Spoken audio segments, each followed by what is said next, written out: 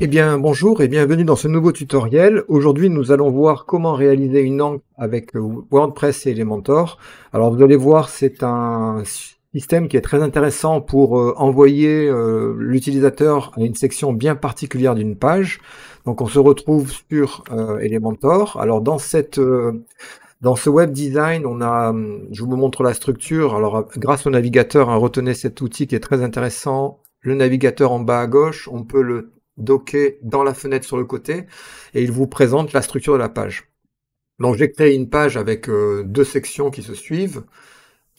Voilà, il y a même 3 sections. Une première section qui comporte 2 boutons en haut, une deuxième section qui comporte un fond gris et une troisième section qui comporte une image. Donc chacune de ces sections a une hauteur de 100 VH, c'est-à-dire exactement la hauteur d'un écran du navigateur de haut.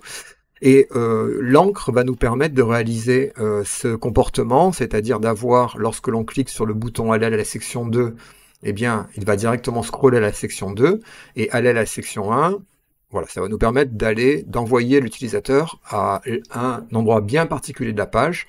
Donc c'est un système qui est très intéressant, qui fonctionne sur la même page ou sur une page différente. On peut aussi l'envoyer à un endroit particulier d'une autre page, c'est le même système. Donc comment ça fonctionne? Alors ça fonctionne avec le widget qui s'appelle Ankh. Alors on fait une recherche dans les widgets d'Elementor, on tape Anchor et on tombe sur encre de menu.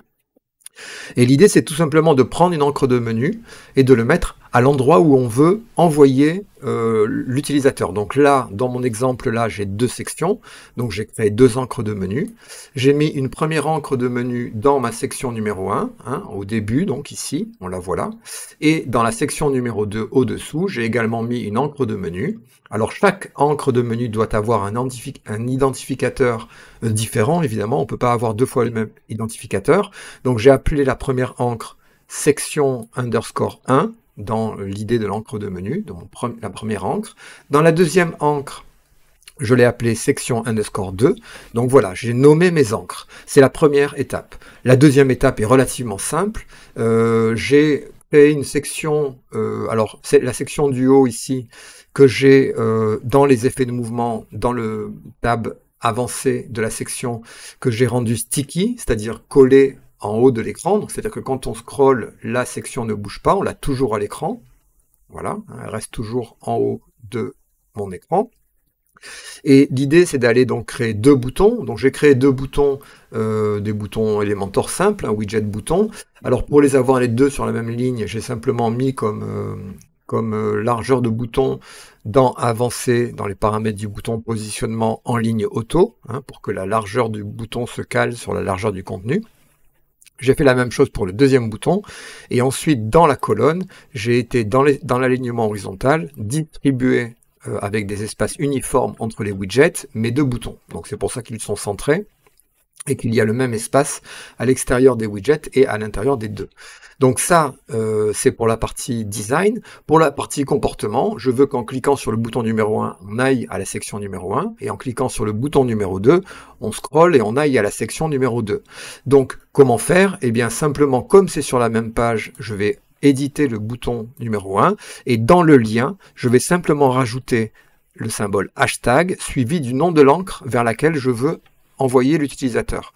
L'encre s'appelle section underscore 1, donc je mets hashtag section underscore 1, et dans le deuxième bouton, je mets hashtag section underscore 2. Lorsque l'on va cliquer sur le deuxième bouton, eh bien, la page va scroller jusqu'à mettre en haut à gauche de la fenêtre l'encre en question, c'est-à-dire l'encre qui se situe dans ma deuxième section et qui a donc cette ID section underscore 2. Alors pour prévisualiser dans un autre onglet, voilà ce que ça donne. Si je clique sur section 2, on passe à section 2, et section 1, on remonte. Donc c'est très intéressant lorsque l'on a par exemple un site sur une seule page. Ça nous permet de mettre un menu en haut et d'envoyer les différentes sections qui constituent la structure de notre page, et donc ça donne une navigation très intéressante. Ça fonctionne également si on veut envoyer à une encre sur une autre page. Alors comment faire dans ce cas précis? Eh bien il suffit simplement, avant le symbole hashtag et le nom de l'encre, de positionner l'adresse de la page. Alors il suffit de récupérer, de mettre soit l'adresse, HTTPS, etc., soit de taper les premières lettres du nom de la page, et ensuite de sélectionner